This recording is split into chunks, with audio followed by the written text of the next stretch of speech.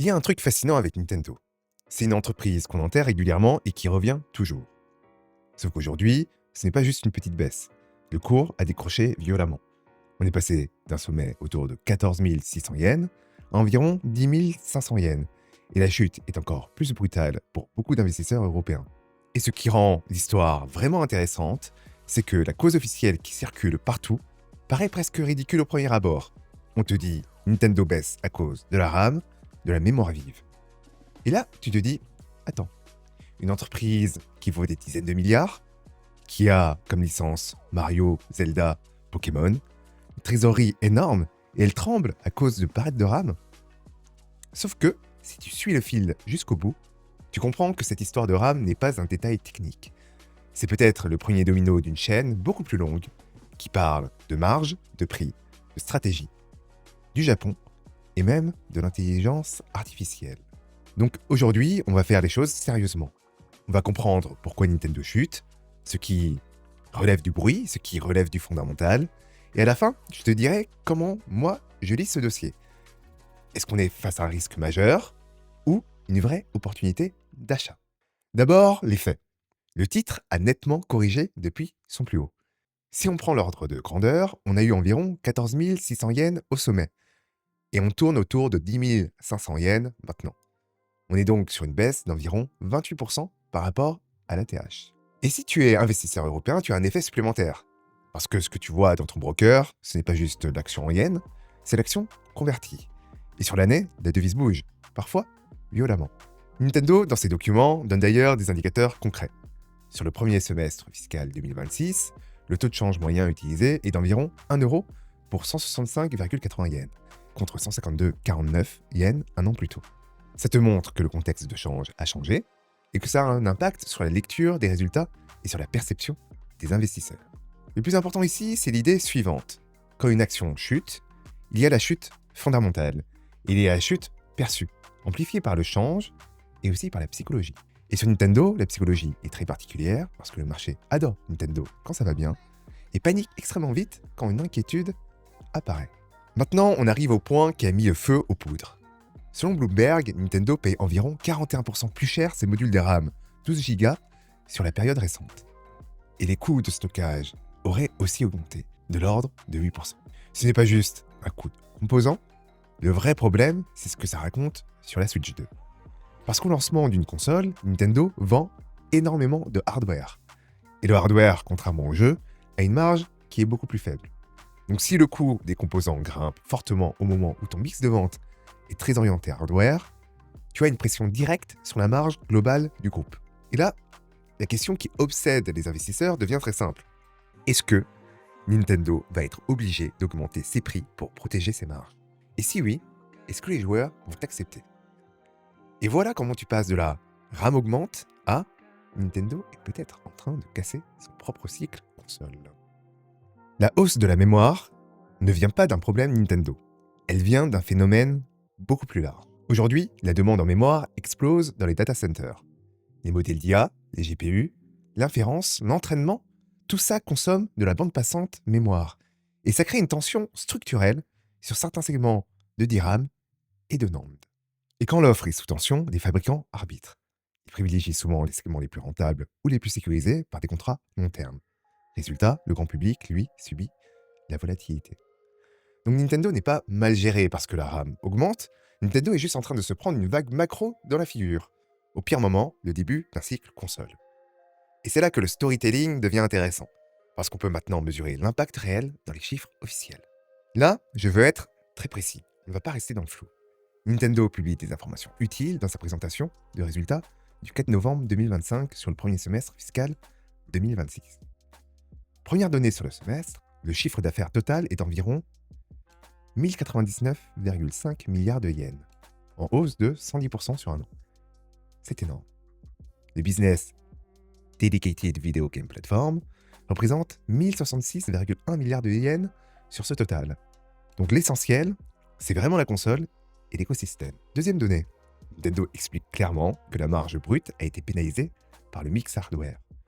Le profit brut augmente, mais le taux de marge brute chute fortement. On passe d'environ 60% à environ 36% sur le semestre. Et Nintendo donne raison noir sur blanc. Le lancement de la Switch 2 a augmenté la proportion de hardware, et la Switch 2 a une marge plus faible que la Switch. Troisième donnée qui est capitale, la proportion d'hardware sales. Dans le business platform, sur ce semestre, est indiqué à environ 73% contre 41% un an plus tôt. Donc tu as littéralement un basculement du mix, tu comprends pourquoi le marché devient obsédé par la marge hardware et il domine le semestre. Donc maintenant, reprends l'histoire de la RAM. Si ton hardware pèse environ 73% de ton business platform sur le semestre et qu'un composant clé augmente de 41%, tu vois tout de suite le problème. Même si la RAM n'est qu'une partie du coût total, l'effet sur la marge unitaire peut être très violent si la marge est déjà mince. Et c'est exactement ce que le marché price.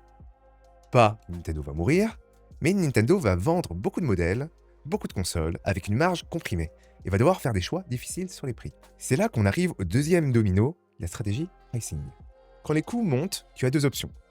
Soit tu acceptes de rogner sur ta marge, soit tu répercutes une partie sur le prix. Le problème, c'est que Nintendo joue sur une corde très sensible, la confiance des fans. Tu as des joueurs qui acceptent Nintendo parce que c'est Nintendo, parce que c'est familial, parce que c'est premium au sens qualitatif. Mais si le marché commence à associer Nintendo à des prix qui explosent, tu risques véritablement un backlash. Et là, tu as plusieurs signaux qui alimentent la peur. Le prix de certains jeux très haut, autour de 90 €, les Game Key Cards qui donnent l'impression d'un produit moins tangible, et la crainte que le coût de la mémoire ne pèse aussi indirectement sur tout ce qui est cartouches, stockage, micro SD. Donc, même si Nintendo a des fans, le marché se dit « Attention, ils peuvent casser l'élasticité prix ». Et si tu casses l'élasticité prix, surtout au début d'un cycle console, tu peux casser tout ton cycle. Maintenant, on sort du gaming et on va parler macro. Parce que ça compte beaucoup. Le Japon est en train de sortir lentement d'un monde de taux proche de 0. La Banque du Japon a relevé son taux directeur à 0,75%. Le 19 décembre 2025, un plus haut d'environ 30 ans sous le gouvernement Kazuo Ueda. Ce n'est pas juste une news, c'est un changement de régime. Et quand tu changes de régime de taux, tu changes la manière dont les investisseurs valorisent les entreprises. En parallèle, il y a le sujet fiscal. Reuters parle de tensions croissantes sur la dette japonaise et sur les rendements obligataires avec des inquiétudes liées à la gestion budgétaire et à l'ampleur des plans de dépenses du gouvernement. Et d'après Reuters et le Financial Times, le Japon est sous la nouvelle administration de la première ministre Sanae Takeichi, associé à une ligne budgétaire expansionniste, ce qui nourrit les interrogations sur la soutenabilité et sur la pression future sur les obligations. Mais là, tu vas me dire, mais pourquoi je t'en parle dans une vidéo sur Nintendo? Mais parce que ça joue sur trois choses. D'abord, la devise, yen faible ou yen fort, ça change la perception des résultats à l'étranger. Ensuite, la consommation. Si l'économie est sous pression, ça joue sur les dépenses discrétionnaires.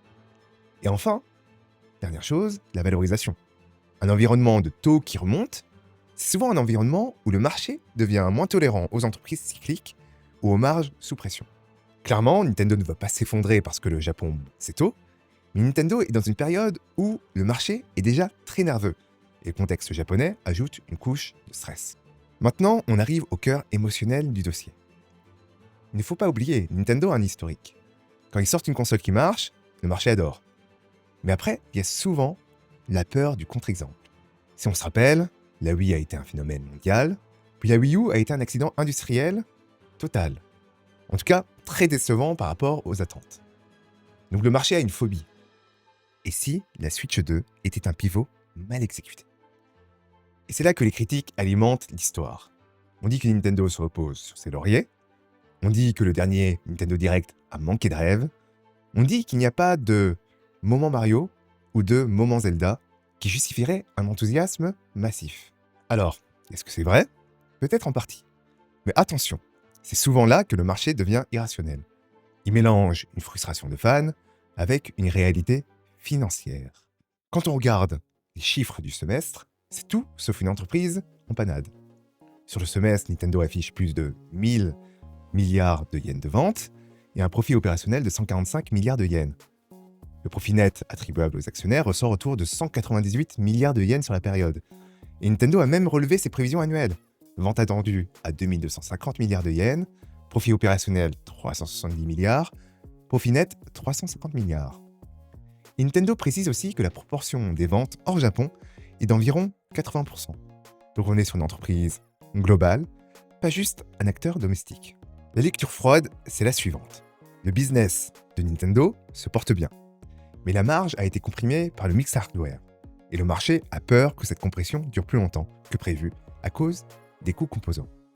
Donc le débat n'est pas est-ce que Nintendo va mourir, le débat c'est combien de temps la marge reste sous pression et à quel point le pricing peut abîmer les dynamiques commerciales. Alors, Nintendo, est-ce que c'est une opportunité ? Si tu es un investisseur long terme, tu peux voir Nintendo comme une machine à licence, une machine à IP, une entreprise solide avec une capacité incroyable à monétiser son univers au-delà du jeu. Films, merchandising, parcs, collaboration. Mais si tu achètes maintenant, tu dois accepter une réalité. Tu achètes au début d'un cycle où le hardware domine, où les coûts montent, où la marge est sous pression et où le marché est prêt à paniquer sur chaque rumeur. Donc, acheter Nintendo aujourd'hui, ce n'est pas facile. Ça peut être une opportunité si tu as un horizon long, si tu acceptes la volatilité et si tu crois que la Switch 2 réussira sur la durée. Mais ça peut être un piège si tu cherches une performance rapide, parce que cette histoire de RAM et de coûts composants peut revenir pendant plusieurs trimestres, voire plusieurs années. Et je le rappelle, cette vidéo n'est pas un conseil en investissement. D'ailleurs, par transparence, je dois te dire que j'ai du Nintendo en compte titre. Et oui, en ce moment, je ne fais pas le malin. Si cette vidéo t'a aidé, abonne-toi. Et aussi, dis-moi en commentaire. Toi, est-ce que tu penses que le marché exagère sur Nintendo ? Ou est-ce qu'il anticipe un véritable problème que l'on n'aurait pas vu ? Je te remercie d'avoir vu cette vidéo. Et je te dis à très bientôt.